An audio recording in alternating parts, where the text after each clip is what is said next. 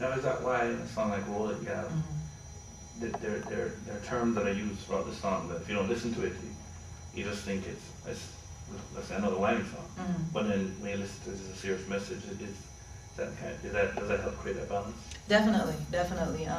The music itself, obviously music is very young and very modern, and you know, good rhythm, good melody, everything. The song was written by Chantel Lane, and she's a young writer, so she was able to capture from her point of view, I guess, what she would like to be able to put out there, and the way that, but still keeping in mind me, because the song was written for me specifically, and it was written with me in mind, and how I deliver my music, and how I get across my message, and you know, and she did an excellent job of doing that. She did a very excellent job of doing that. I think we would say that. And concur. Yeah, captured everything. I mean, from the very first time I heard the demo, I fell in love with the song. That was it. I didn't even have to hear it again. I mean, that's how much the song just captured me right away. And when I recorded it, it was one take. I went in the studio, in the booth, to do a rough track, and it ended up being the main vocal. Preparation is part of the professionalism. You have to be prepared, regardless if you're going in the studio, when you're going on stage. You have to consciously put together a show. It's not just a matter of going up on stage and willy-nilly playing songs, or just putting together a string of songs and figuring it's gonna work out somehow. I consciously put together my set, and I put together my show, and my musicians, you know, they work on the links between this song and that song, and we decide where we're gonna break, and where I'm gonna talk, and where I'm not gonna talk. All those things have to come into play in order for you to put together a proper show. Preparation.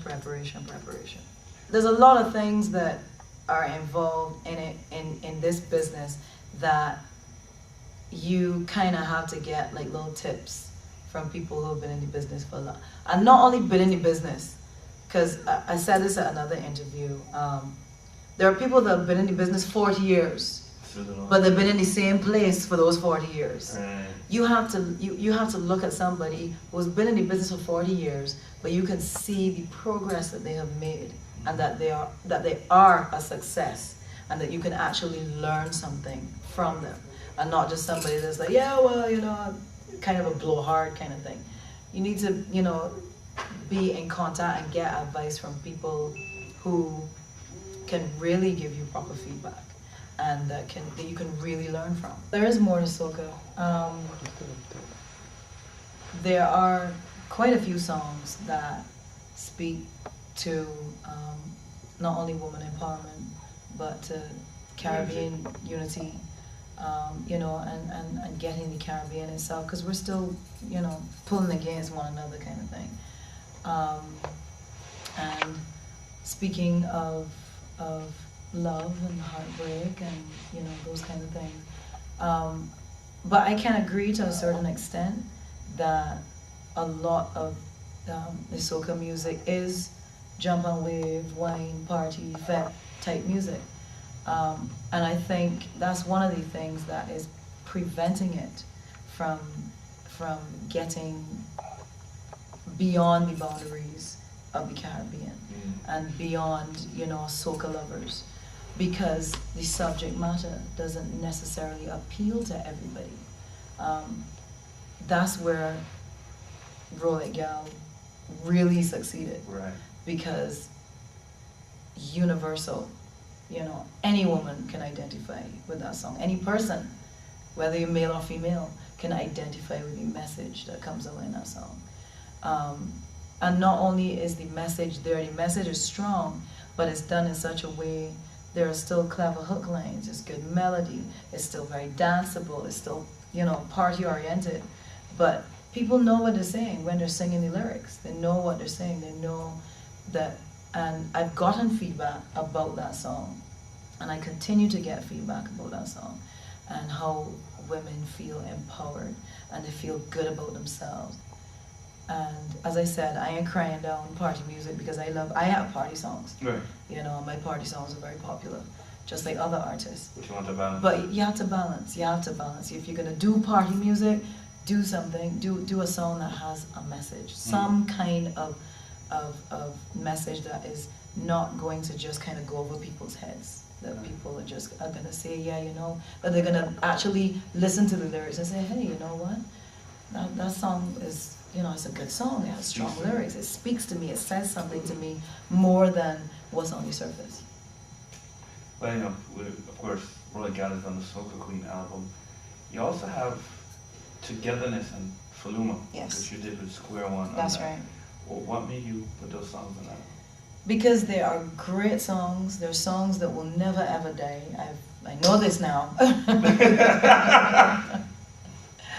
I agree. Togetherness is my favorite song. Oh And yeah. Faluma is really. Oh, definitely, definitely. Now, is that the original first part of Faluma that we hear on your album? Yes, Okay. yes, definitely. I redid Togetherness, just reworked Togetherness with Nicholas Branca because he did the original. So we just wanted to rework it a little bit.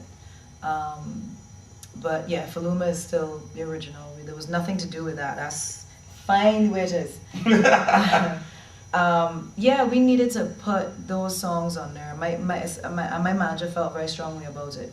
He loves Faluma. Faluma, you know, he said Faluma is a great song. It's a song that really needs to be exposed to the world market. Togetherness is another great song. Anthem. Great message. You know, good hook lines, great energy. Everything about that song is just great.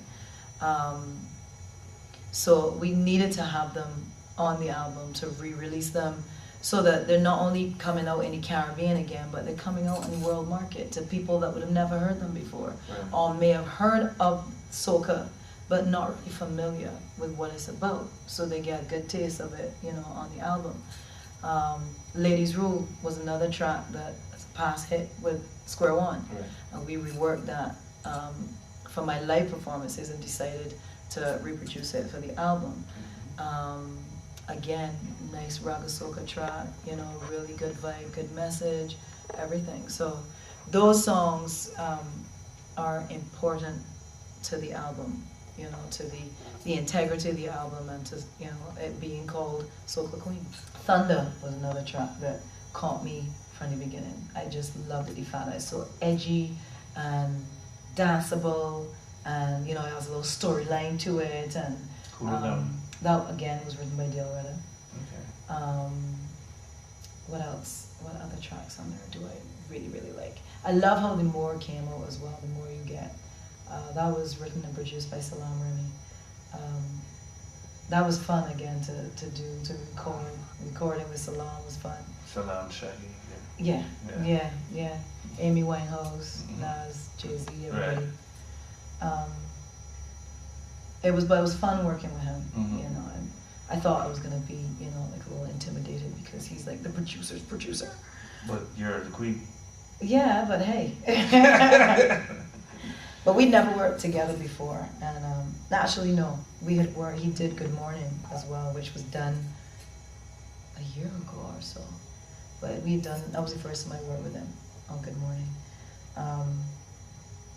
But yeah, there are a couple of tracks on the album, and I just love how the album came out in general. Mm-hmm. I love the way I love the production of the tracks. Everything is really nice and bright, and you know, really right there. And it's a good mix of songs. I just want the fans to go out and buy the album, and I hope that they really enjoy the music as well. Get ready to wine! Get ready to wine! Follow my ding ding.